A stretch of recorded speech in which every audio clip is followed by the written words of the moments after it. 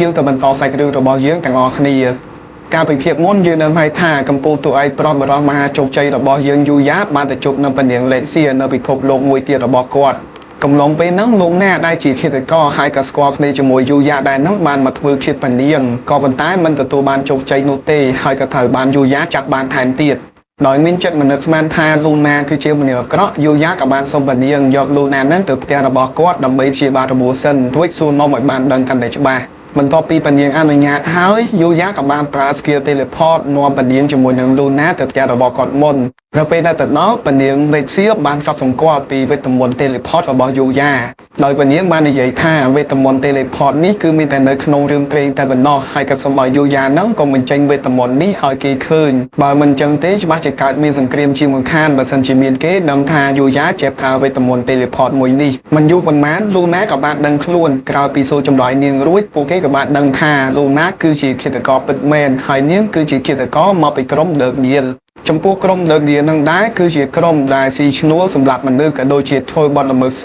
ផ្សេងចំណែកឯលូណាវិញគឺត្រូវបានមេធំរបស់នាងបញ្ជូននាងឲ្យមកធ្វើឃាតពនាងលេខសៀនឹងឯងក្រោយពីសារភាពរួចលូណាក៏បានប្រាប់ឲ្យពនាងនឹងប្រហារជីវិតនាងចោលទៅព្រោះថាបើសិនជាមិនសម្រាប់នាងឥឡូវចោលទេនាងគង់តែស្លាប់តារ៉ែនឹងពីព្រោះថានាងបំពេញបេសកកម្មនឹងបរាជ័យហើយដោយហេតុនេះច្បាស់ណាស់ប្រកាសជាមានឃាតករផ្សេងទៀតមកតាមសម្រាប់នាងចោលបំបិតមាត់ជាមិនខាននៅពេលដឹងថាលូណានឹងត្រូវស្លាប់ដូចនេះយូយ៉ាមានការបារម្ភជាមួយនឹងនាងជាខ្លាំងព្រោះចាត់តាំងពីយូយ៉ាបានស្គាល់លូណាមកគាត់ចាត់ទុកលូណាគឺជាមិត្តម្នាក់អញ្ចឹងទោះបីជាពួកគេស្គាល់គ្នារយៈពេលខ្លីក៏ដោយបន្ទាប់ពីពនាងលេខសៀបានដឹងពីក្តីបារម្ភរបស់យូយ៉ាចំពោះលេខសៀដូចនេះព្រាមនោះស្រាប់តែពនាងនឹកឃើញគំនិតល្អមួយដោយពនាងបានលើកលែងទោសឲ្យលូណាហើយថែមទាំងផ្ដល់ឱកាសឲ្យនាងចោះចូលខាងពនាងថែមទៀតនៅពេលនោះពនាងលេខសៀក៏បានចាត់ឲ្យលូណានឹងធ្វើជាអង្គរៈចំណិតរបស់ពនាងដោយពនាងគិតថាបើសិនជាធ្វើបែបនេះគឺវាអាចការពារអាយុជីវិតលូណាបានព្រោះលូណានឹងគឺជាមនុស្សដែលមានសមត្ថភាពខ្លាំងពូកែបូករួមជាមួយនឹងកងទ័ពជាច្រើនដែលនៅជុំវិញពនាងទៀតដូចនេះពួកឃាតករដែលនៅក្នុងក្រុមដឺកញៀលដទៃទៀតមិនអាចធ្វើអីលូណាបាននោះទេ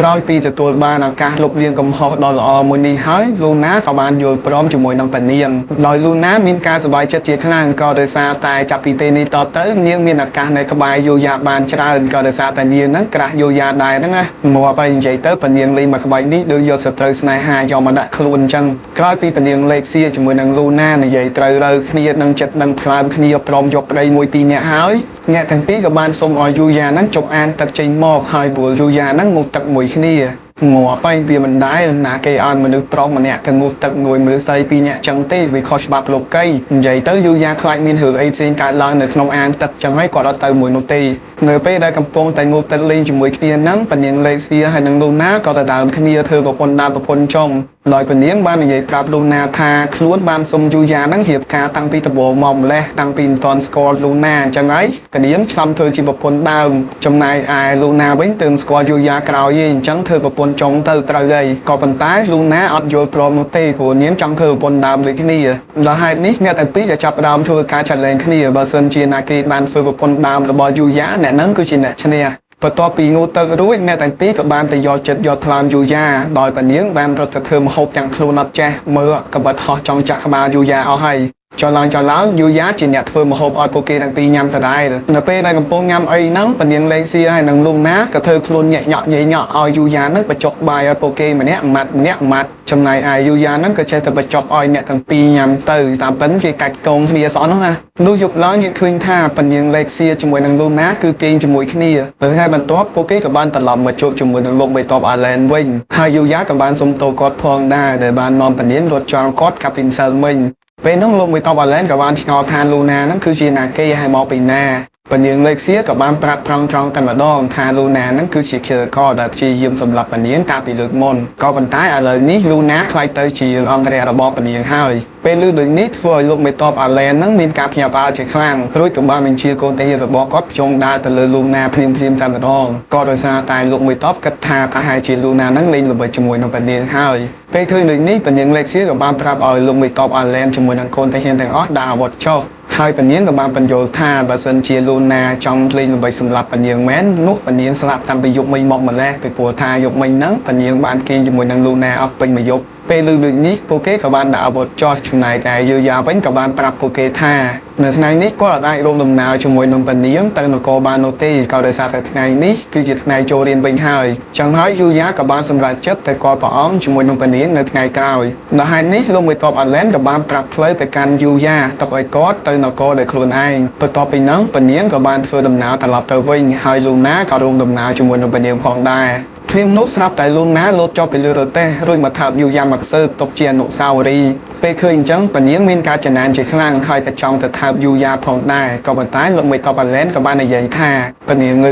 មើលធ្វើខ្លួនឲ្យត្រឹមត្រូវតិចមើលកុំអាឡែនពេកប្រយ័ត្នត្រូវថ្មោងបបឲ្យអមណាចង់និយាយអញ្ចឹងពេលត្រឡប់មកផ្ទះវិញយូយ៉ាក៏បានឆ្លៀតចូលទៅត្រាំទឹកលេងនៅក្នុងអាងទឹកមួយតែពេលនោះស្រាប់តែមានកូនជ្រូកវក្រហមមួយមកត្រាំទឹកលេងជាមួយនឹងគាត់ផងដែរដោយឃើញថាមើលទៅវាខ្ជូតគួរឲ្យស្រឡាញ់ហើយថែមទាំងមានធម្មពលអាច healing បានទៀតយូយ៉ាក៏បានចាប់វាធ្វើជាសមាជិកថ្មីតែម្ដងដោយគាត់បានដាក់ឈ្មោះឲ្យវាថាអាកាស៊ូគីតែប៉ុណ្ណេះណៃមានគ្នាលេងជាមួយហើយកាត់មកដល់ក្នុងថ្នាក់វិញអ្នកគ្រូសាវតាក៏ប្រាប់ឲ្យសិស្សគ្រប់គ្នាត្រៀមខ្លួនដើម្បីចូលរួមក្នុងកម្មវិធីប្រកួតកីឡាមួយតែនៅម្ដងនៅពេលឆាប់នេះមិនបានការប្រកួតក៏បានមកដល់ដោយកីឡាដំបូងដែលពួកគេទៅលេងគឺជាកីឡាបាល់ទាត់យូយ៉ាក៏ស្ម័គ្រចិត្តធ្វើជាអ្នកចាំទីដោយសារតែគាត់នឹងអត់សូវយល់ពីច្បាប់ក្នុងការលេងបាល់ទាត់នោះទេពេលនោះការប្រកួតក៏បានចាប់ផ្ដើមដោយការប្រកួតមកតាន់បានប្រមាណនាទីផងរីយូដែលជាសមាជិកខាងយូយ៉ានឹងបានសុទ្ធចូលធីមគេមួយគ្រាប់ពេលឃើញដូចនេះស្រាប់តែរីនដែលជាមិត្តភក្តិរបស់កៃដេនឹងបានចាប់ភ្នំរបស់កៃដេក៏ដោយសារតែនាងនឹងមានការភើបខ្លាំងពេកពេលឃើញអញ្ចឹងគ្រប់គ្នាដែលនៅក្នុងតារាងកំពុងតែប្រកួតបាននឹងឡើងចំហមាត់ឃ្លុំមកហើយឈ្លានការល្អអាគីរ៉ាដែលជាអ្នកនៅក្នុងធីមខាងគេនឹងបានឆក់បាល់បានរួចក៏បានសុទ្ធទៅរកយូយ៉ាដើម្បីតាមស្មាក៏ប៉ុន្តែយូយ៉ាក៏បានប្រើស្គីលរបស់គាត់បូករួមជាមួយនឹងលោកបឿនទៅចាប់បាល់នោះបានដែលវាបានធ្វើឲ្យគ្រប់គ្នាមើលសឹងតែមិនតនោះឡើយលើពីនេះទៅទៀតយូយ៉ាក៏បានគប់បាល់នោះពីចម្ងាយចូលកូនខាងគេតែម្ដងនិយាយទៅសាហាវខ្លាំងមែនទែនចង់សាហាវដោយបាល់ទាត់តិនហ្វីដែរហ្នឹងហើយក្រុមរបស់យូយ៉ាក៏ទទួលបានជ័យជំនះក្នុងការប្រកួតមួយនេះបន្ទាប់ពីចេញពីសាលានៅតាមផ្លូវយូយ៉ាក៏បានជួបជាមួយនឹងភ្នាក់ងារ model ម្នាក់ហើយគេក៏បានសុំអញ្ជើញយូយ៉ាឲ្យចូលរួមធ្វើការនៅក្នុងក្រុមហ៊ុនរបស់គេក៏ប៉ុន្តែយូយ៉ាក៏បានធ្វើការបដិសេធភ្លាមតែម្ដងដែលធ្វើឲ្យគ្រប់គ្នាមានការភ្ញាក់ផ្អើលជាខ្លាំងមិននឹកស្មានថាយូយ៉ាហ៊ានបដិសេធអញ្ចឹងសោះព្រោះថាក្រុមហ៊ុននេះគឺជាក្រុមហ៊ុនដ៏ល្បីឈ្មោះមួយយូយ៉ាក៏បានបញ្យល់ថាគាត់រីករាយនឹងជីវិតដែលនៅក្នុងសាលាជាងព្រោះគាត់អត់ចង់ល្បីអីនោះទេក៏ប៉ុន្តែភ្លាមនោះស្រាប់តែមីយូក៏បានបង្ហាញខ្លួនហើយក៏បានបញ្ចុះបញ្ចូលយូយ៉ាឲ្យធ្វើជាតារា model ផងដែរនៅពេលដែលឃើញយូយ៉ាស្គាល់គ្នាជាមួយមីយូដែលជាតារាស្រីដ៏ល្បីឈ្មោះម្នាក់ហ្នឹងធ្វើឲ្យមិត្តភក្តិរបស់យូយ៉ាមានការភ្ញាក់ផ្អើលជាខ្លាំងកំពុងតែជជែកគ្នាហ្នឹងសារតែមាន poster មួយដែលផ្សព្វផ្សាយពីការប្រកួតកីឡារបស់សាលាហ្នឹងហោះមករកពួកគេពេលឃើញអញ្ចឹងភ្នាក់ងារ model ដែលតាក់ទងជាមួយនឹងយូយ៉ាហ្នឹងនឹកឃើញកំណត់មួយដោយពួកគេចង់ផ្តិតយករូបភាពរបស់យូយ៉ាទាំងប្រមាណក្នុងកំឡុងពេលការប្រកួតហ្នឹងក្រោយពីគិតរួចពួកគេក៏បញ្ញាប់ទៅសុំការអនុញ្ញាតពីលោកគ្រូនាយកសាលាដល់ហើយហេតុតែគេប្រុសស្អាតទៅណាក៏មានស្រីស្រឡាញ់ទៅណាក៏មានអ្នកតាមថតដែរចង់និយាយអញ្ចឹងលុះយប់ឡើងយូយ៉ាក៏បាននាំណៃជាមួយនឹងសមាជិកថ្មីរបស់គាត់អាកាស៊ូគីចូលទៅក្នុងព្រៃជ្រៅនៅក្នុងពិភពលោកថ្មីដោយរាល់ដងដោយលើកនេះយូយ៉ាបានធ្វើដំណើរមកដល់ព្រៃមួយដែលគ្របដណ្ដប់ទៅដោយឈើខ្មៅជាច្រើនហើយឈើទាំងអស់ហ្នឹងគឺរឹងខ្លាំងមែនទែនដែលថាអាវុធធម្មត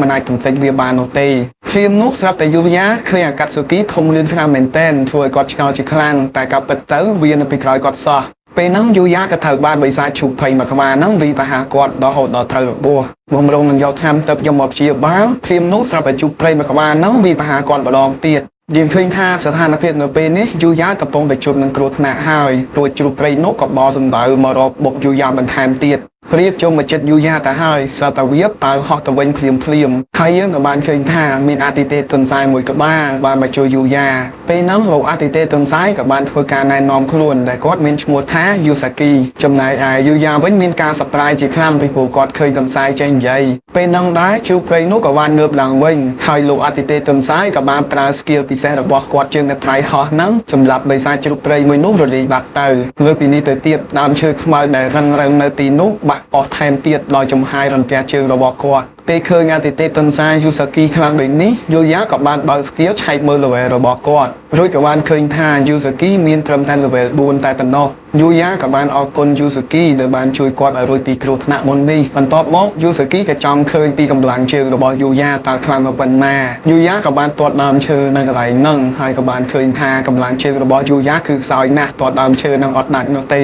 ยูสกี้กับบ้านตัวเอายูยามือบดองให้เคยทามาชื่อนังเพื่อดำชื่อกับไรนังครูอจิเฉินดำเงาเป็นนังยังกับบ้านนังทาโกบนองระบอยูสกี้มาจบยูยานั่นคือก็จอมมาเรียนยูยาปีกับบัดคนในกอดเมียนหายูสกี้นังเถอบานเกสกวาทาคือจีอาติเตในการตรวจยูสกี้กับมาบรรโยธาในขนมพิภพโลกนี้คือนังเมียนอาติเตจิเฉินเตี้ยในเมียนจำเนียงเซนเซนคเนียหายอาติเตแต่ก็นังเมียนตัวเนตีการปีพิภพโลกปีมนุษย์กระในเมียนจัดจอมพลานในเป็นนี้พวกในจอมพลานโลกนังจับรำประโมกลงเคลียร์ของกูของเกลางวิงไฮเจฮัดแต่ก่อนมาบริเรียนยูยานังวยวิงเตี้ยกันหล่อมอกก็แต่คลอมมือปีสมาร์ทเพียบดอกคลามประกายระบอยูยาโดยนี้ถวยกอดกัดทาไม่แต่ยูยาเตยเตือใบสนองลำไรระบอกอดบ้านกลายปีถวยการเบิกหัดจมวยนังยูสกีเอาจิจนาทั้งไงหายยืนคืนท่าจำเนียงตัวระบอยูยาการลายคลานจึงมนเรายูยาบ้านแต่ซองซักจมวยนังผู้ใบสายชุกไปในบ้านใบกอดกาปีเลือกมนจึงคืนท่าเลยนี้ยูยาสีพอยแต่มาดอมันตัวไปยอดเงียบใบสายชุกไปนังหาย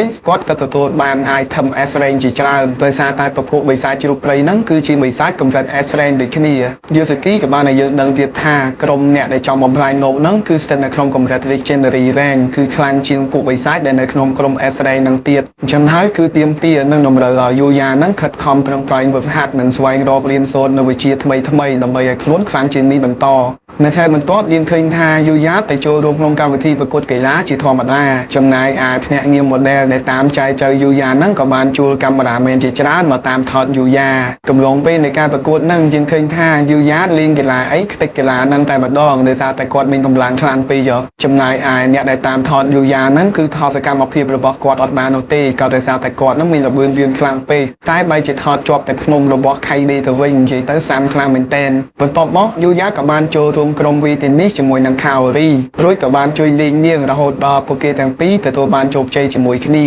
โดยจองออกคนยูยะข่าวรีกับบานดอยกำดอยูยะตลอดเกือบแต่ระบอกอดวิ่งในตามเพลย์ข่าวรีกับจองปลาใบปีละยียูยะก็ปันท้ายยูยะบานปลาเดซายโดยกอดบานในยีท่าขอตับบานดอยจมวยนังข่าวรีนั่งกับกอดสบายจัดไกลเลนไปย่าขอในลิงจังเพลี้ยมข่าวรีมีการลำเพิ่มจีครั้งให้กอดรถมาทับยูยะเพลี้ยมตามบัดอบานมาซื้อเตียได้ชลอไปจมวยขี้นี้ได้ในคางอาติเตตันไซยูสกีเว้นกอดเถิดบานในรีดอกคลามประกายมันเนี้ยมาตามบีตาหากอดยูสกีกับบานปลาเวทมนต์ระบอกกอดกิจปิกาบีตาหาระบอกในรีมันเนี้ยโนไปเคยเป็นนิฟเฟอร์ในรีมันเนี้ยนุกมีการชอจิคลางคาตายูสกีเจเวทมนต์มาปีนาเป็นนั่งเยอะกับบานเดินท่ายูสกีบานเรียนเวทมนต์ปียูยากำลังไปได้กอดบางเรียนยูยาได้นั่งเป็นนั่งโดยนิฟเฟอร์ในรีมันเนี้ยนุกมีการคังจมวยนังยูยาจิคลางหายเงี้ยกับบานปัญญาตลอดไปจัดการยูยาวิ่งรู้จำจัดการยูสกีตามกล่าวโอเคนะอย่างนี้ไอ้มินส่งมาชอบใส่อยู่นั่งตะปันนั่งเซน